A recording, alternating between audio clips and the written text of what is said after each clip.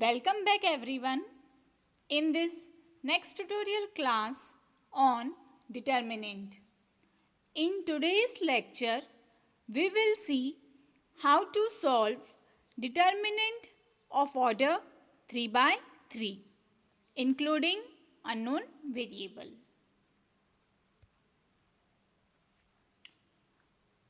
Course outcome. Course outcome is apply the concept of algebra to solve engineering related problems. So, let us see what are the learning outcomes. So, after watching this video, students will be able to know how to solve determinant of order 3 by 3, including unknown variable. So, first let us revise what we have learned in the previous lecture. We have learned how to solve determinant of order 3 by 3, including unknown variable. Last lecture में हमने 3 by 3 determinant order के problem को solve करना सीखा था, जिसमें unknown variable, suppose कोई variable दिया हुआ है वहाँ पर, तो उसकी वैल्यू कैसे फाइंड आउट करते हैं. आज के टॉपिक में भी हम उसी टाइप के कोई डिफरेंट टॉपिक्स देख रहे हैं कि वो वेरिएबल्स की अगर पोजीशन चेंज हो जाती है तो हम क्या कर सकते हैं. So let us start our today's class of determinant. Find x if determinant 439 327 14x equal to 0. हमने लास्ट टॉपिक में भी इसी टाइप के प्रॉब्लम्स को सॉल्व किया है. ओके, आज ही पहले हम उसी का रिवीजन करेंगे, उसको और अच्छे से एक बार समझेंगे वो प्रॉब्लम्स को. ठीक है, ओके. तो इन प्रॉब्लम को सॉल्व करने का तरीका क्या है. Solution 4 3 1 3 9 2 7 4x equal to 0. ये डिटर्मिनेंट गिवन है हमारे पास, तो इसे सॉल्व करना है हमें. तो जब भी 3 by 3 डिटर्मिनेंट दिया हुआ रहता है तो हम सब में पहले क्या करते हैं, उसे रो वाइज उसकी फर्स्ट रो कंसीडर करते हैं. ठीक है, कैसे सॉल्व करना है हमें इसे, फर्स्ट रो के सारे नंबर्स से लेते हुए. ठीक है, फर्स्ट रो वाइज. तो ये जो पहला नंबर फर्स्ट रो का फर्स्ट नंबर रहता है, इसके लिए कौन सा साइन रहता है, प्लस, बाद में माइनस और फिर से प्लस. ओके, तो अब हम लिखेंगे नेक्स्ट स्टेप हमारी. तो हमने फर्स्ट रो का फर्स्ट नंबर लिया 4. इसके बाद हम क्या करते हैं, ये जो फर्स्ट नंबर है जहाँ पर भी आता है वो रो और कॉलम को हमें क्या करना पड़ता है, डिलीट करना पड़ता है, छुपाना पड़ता है. तो ये जो 4 है कहाँ पर आया है, फर्स्ट रो में, तो उसके रो वाले नंबर और कॉलम वाले नंबर को हम छुपा देंगे इस तरह से. तो जो भी ये 4 नंबर बचे हुए हैं उन्हें आप कैसे लिखेंगे, जैसे लिखे हैं वैसे ही लिखेंगे, बस उन्हें डिटर्मिनेंट साइन के अंदर लिखना है. तो डिटर्मिनेंट साइन मतलब 2 straight line, 2 4 7x, determinant sign complete. ठीक है, पोजीशन वही है उसकी. बाद में फर्स्ट नंबर हो गया.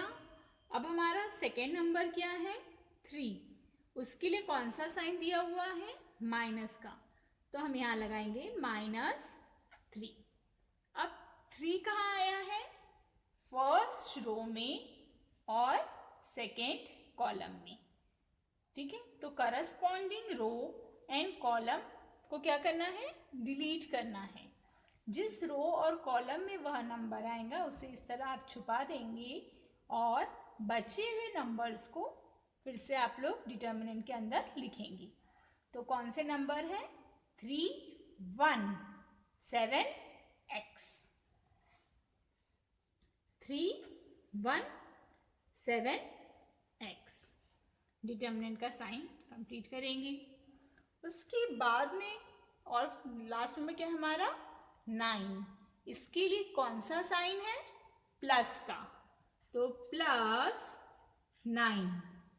ये जो +9 है ये अब फिर से कहाँ पर है? फर्स्ट रो में। तो फर्स्ट रो और अब कौन सा कॉलम?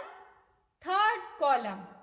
इसे क्या करना है आपको? इस तरह से डिलीट कर देना है, छुपा देना है। ओके। उसके बाद क्या कौन कौन से नंबर बचे हैं हमारे पास? 3, 1, 2, 4। इन 4 नंबर्स को फिर से यहाँ पर डिटर्मिनेंट के अंदर लिखना है। लिखेंगे अब हम 3, फिर 1, 2, 4। आप इन्हें इंटरचेंज नहीं करेंगे कभी भी, ठीक है? अपने मन से देखिए, पहले 3 और 1 आया है, फिर 2 और 4, तो जैसे का वैसा ही लिखना है। इसके बाद यहाँ पर क्या दिया हुआ है? =0। ठीक है? तो अब इसके बाद हम क्या करेंगे? कैलसी का यूज करेंगे क्या? अभी नहीं। वो कब करना है? जब पूरे नंबर्स दिए हुए रहेंगे तब।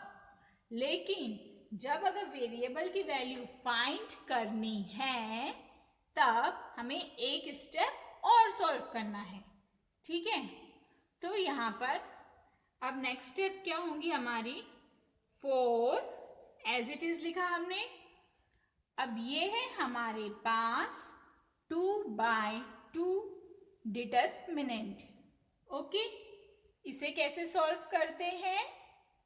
सिंपली क्रॉस मल्टीप्लिकेशन करके 2 से x को मल्टीप्लाई कर देंगे, 4 से 7 को। ठीक है? गुणा करना है सिंपली, इसका मतलब 2/2 इंटू x। ठीक है? उसके बाद हमेशा कौन सा साइन? माइनस का। ठीक है?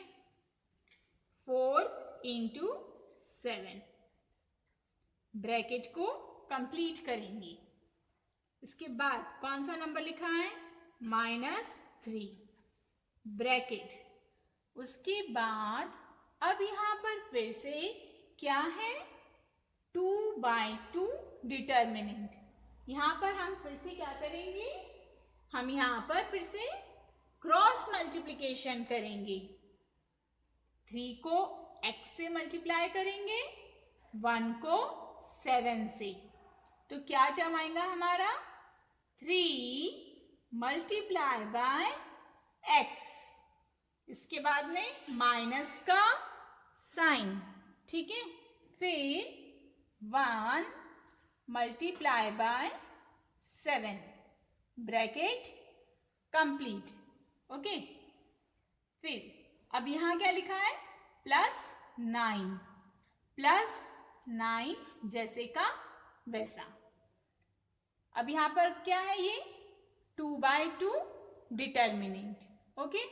तो इसे भी अब हम क्या करेंगे? फिर से क्रॉस मल्टीप्लिकेशन। ठीक है? 3 को 4 से मल्टीप्लाई करिए, 1 को 2 से। तो हमारा टर्म कैसे आ जाएगा? 3 multiply bye 4 minus 1 multiply bye 2 = 0। Okay. अब हम क्या करते हैं? अब ये वाली टर्म को हम कैलसी में पुट करते हैं। ठीक है? तो ये हमारा कैलसी है। ओके। सब में पहले हम इसे ऑन करेंगे। जैसा लिखा है बिल्कुल वैसा वहां पर टाइप करना है। ठीक है? डालना है। 4 प्रेस किया, ब्रैकेट ब्रैकेट टू दबाया, मल्टीप्लिकेशन का साइन तो मल्टीप्लिकेशन का साइन दबाया, ठीक है। मल्टीप्लिकेशन के साइन में और एक्स में कंफ्यूज नहीं होना है। ये है एक्स, तो एक्स लाने के लिए क्या करना पड़ता है, एक्स के लिए हमें अल्फा के साथ में ये वाले एक्स की बटन दबाना पड़ता है, ठीक है। अल्फा दबाएंगे और यहाँ देखो एक्स लिखा है वो प्रेस करोगे तो यहाँ पर एक्स लिखकर आ जाएगा। उसके बाद यहाँ पर कौन सा साइन है, -4 multiply by 7 bracket complete, then -3 फिर से bracket sign, okay, 3 multiply by फिर से एक्स आया है, जरूरी नहीं है कि सिर्फ एक ही बार एक्स आएगा, ठीक है। हाँ, वो इक्वेशन में 2 बार भी एक्स आ सकता है, तो आपको फिर से प्रेस करना है एक्स, तो उसके लिए क्या करना है, अल्फा दबाना है और ये वाली फिर से जहाँ एक्स लिखा है वो बटन को दबाना है। बाद में है माइनस का sign, 1 multiply by 7 bracket complete, plus 9 bracket 3 into 4 -1 multiplication का साइन, 2 ब्रैकेट कंप्लीट। इसके बाद इक्वल टू दबाएंगे क्या, नहीं, बिल्कुल भी भूल से भी इक्वल टू नहीं दबाएंगे, ठीक है, रॉन्ग आंसर आता है। क्या प्रेस करना है, ये अल्फा की बटन और यदि जहां पर सॉल्व लिखा है उसके बाजू में इक्वल टू का साइन भी है तो ये वाली बटन प्रेस करना है, तो यहाँ पर इक्वल टू का साइन आ जाता है और उसके बाद क्या लिखा है, 0, तो 0 प्रेस करेंगे। अब ये 0 लिखने के बाद भी इक्वल टू अभी नहीं दबाना है, ठीक है। आंसर लाने के लिए कौन कौन से बटन दबाना है, शिफ्ट, सॉल्व और फिर इक्वल टू की बटन दबाना है। तो ये देखो यहाँ बीच में लिख कर आता है x इक्वल टू -1, क्या लिख कर आया, x इक्वल टू -1, तो ये क्या है हमारा आंसर, x इक्वल टू -1।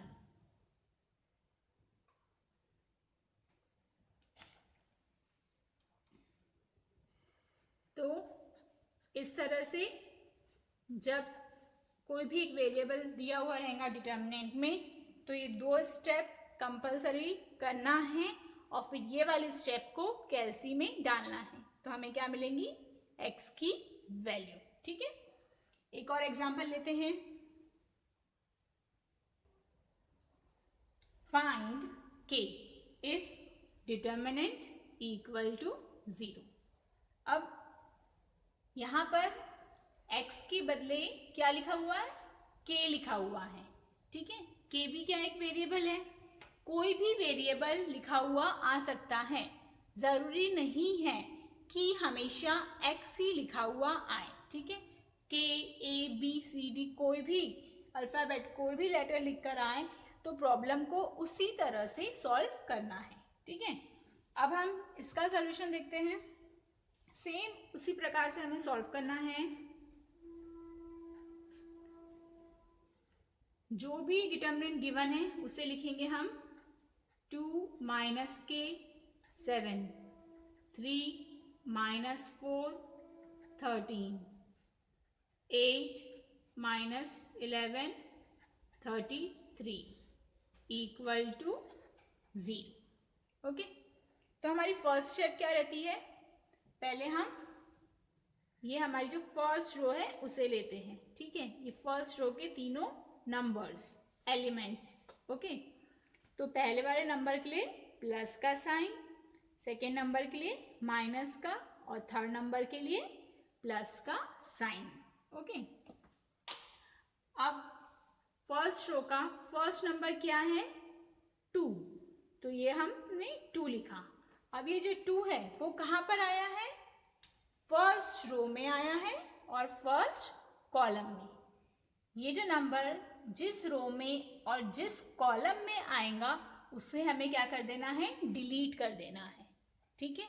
और रिमेनिंग नंबर्स को, जो भी नंबर्स बचे हुए हैं उन्हें जैसे का वैसा लिखना है डिटर्मिनेंट के अंदर, ठीक है। तो डिटर्मिनेंट क्या आएगा, -4 -11 13 33। देखिए बिल्कुल जैसा यहाँ लिखा है वैसे ही हमने लिखा, इनको पोजीशन को इनकी चेंज नहीं करना है, ओके। उसके बाद फर्स्ट नंबर हमारा हो चुका है, उसके बाद सेकेंड नंबर क्या है यहाँ पर -k, लेकिन उसके पहले कौन सा साइन लगाना है, माइनस का, माइनस, लेकिन यहाँ पे फिर से -k है, ठीक है। तो -k लिखेंगे। यहाँ पे ब्रैकेट देना है तो भी दे सकते हैं, नहीं दिया तो भी चलता है, ठीक है। फिर डिटर्मिनेंट, ये -k कौन सी रो में है, फर्स्ट रो में, तो फर्स्ट रो को हटा देंगे। और कौन से कॉलम में है, सेकेंड कॉलम में, तो सेकेंड कॉलम को हटा देंगे वहां से, ठीक है। तो कौन कौन से नंबर्स हमारे पास यहाँ पर रह गए, अब 3 8, तो पहले 3 और 8 आएगा, फिर उसके बाद में 13 33, ठीक है। नेक्स्ट नंबर है हमारा 7, इसके लिए कौन सा साइन यूज करना है, प्लस का, +7, ठीक है। अब ये जो 7 है वो फिर से कौन सी रो में आया, फर्स्ट रो में, तो फर्स्ट रो को हटा दिया।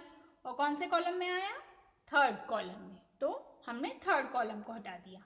अब ये बचे हुए 4 नंबर को हम जैसे के वैसा यहाँ लिखेंगे, 3 8 -4 -11 = 0, ठीक है। इसके बाद हमें क्या करना पड़ता है, नेक्स्ट स्टेप भी करनी है यहाँ पर, ठीक है। हाँ, तो नेक्स्ट स्टेप लिखेंगे हमारी 2। अब ये क्या है हमारा 2/2 डिटर्मिनेंट, इसे हम कैसे सॉल्व करते हैं, सिंपली क्रॉस मल्टीप्लिकेशन करके।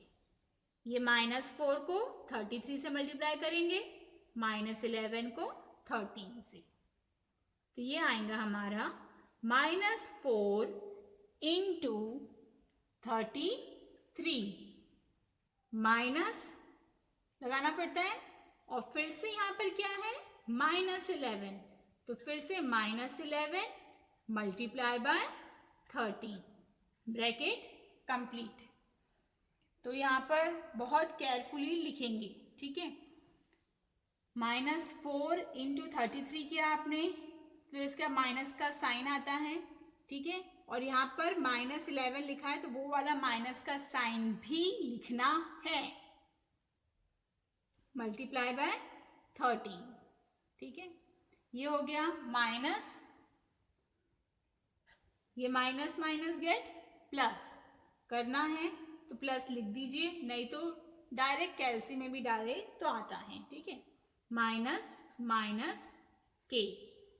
फिर से ये है 2/2 डिटर्मिनेंट, तो इन्हें फिर से क्रॉस मल्टीप्लिकेशन, 3 को 33 से मल्टीप्लाई करिए, 8 को 13 से, तो ये आ जाएगा हमारा 3 × 33 -8 × 13, ओके।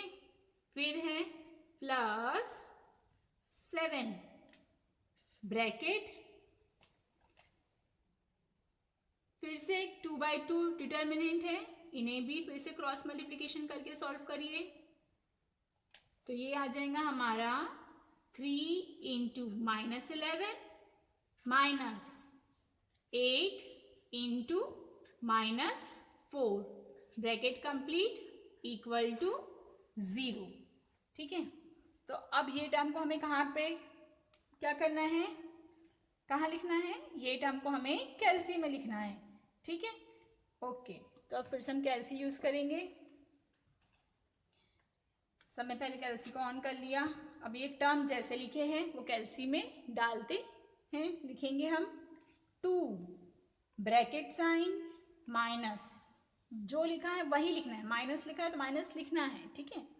-4 × 3, माइनस का साइन, एक और बार माइनस है तो फिर से लिखिए माइनस, और फिर 11, मल्टीप्लिकेशन का साइन, 13, ब्रैकेट कंप्लीट, माइनस, फिर से क्या है माइनस, लेकिन यहाँ पर के है क्या, कहीं पे के नहीं लिखा हुआ है, तो कोई भी लेटर आए आप लोग कैलकुलेटर में कैलसी में एक्स वेरिएबल मानकर ही सॉल्व करेंगे। लिखते समय वहां पर के लिखना है, ठीक है, अगर कैलसी में दूसरा लेटर नहीं है तो आप लोग को एक्स को ही क्या करना है, वहां पर प्रेस करना है।